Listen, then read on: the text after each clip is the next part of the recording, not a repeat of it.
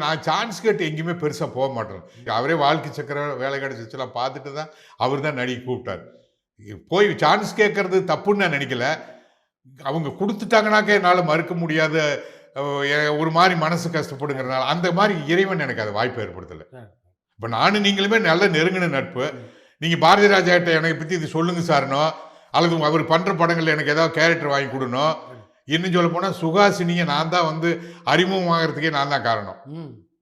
அப்போ வந்து ஜானி டைம்ல நாங்க ஷூட் பண்ணிட்டு இருக்கோம்.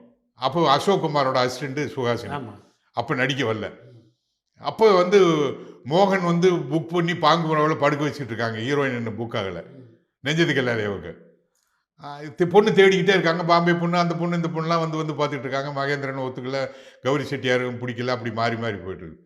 அது அன்னைக்கு ஜீன்ஸ் போட்டுக்கிட்டு இன் பண்ணிக்கிட்டு அது கேமரா லைட் பண்ணி நான் தான் சொன்னேன் இவர்கிட்ட மாதிரி, சார் பேசாமல் சுஹாசினியை போட்டலாமே சார் இந்த கேரக்டருக்கு, எதுக்கு ரொம்ப தேடிக்கிட்டு, அது க்யூட்டாக இருக்குது, மாடர்ன் கேர்ள் தானே. நல்ல ஐடியா தான். சுஹாசினி சார் சொல்கிறாரு, என்ன நடிக்கிறியா அப்படின்னு. ஐயோ நான் எனக்கு எப்பவுமே கேமராவுக்கு பின்னால் தானே சொல்லிச்சு. அது முகத்தில் சொல்லிட்டு சிரிக்கும் பொழுதே அது உள்ளுக்குள்ளே சந்தோஷம் இருக்குன்னு புரிஞ்சுது. இருந்தாலும் அது மனித இயல்பு தானே. அப்புறம் அது கொஞ்ச நேரத்துலேயே சாருகாசன் வந்தார். அவங்ககிட்ட இதை சொன்னாங்க. சொன்னோன்னே அவள் விருப்பப்பட்டா ஓகே அப்படின்ட்டாரு. அது அவங்க கலைத்துறையான ஃபேமிலி தானே. ஸோ அந்த மாதிரி நான் இப்போ எப்பவுமே சான்ஸ் பெருசாக தேடி போகிறதில்ல.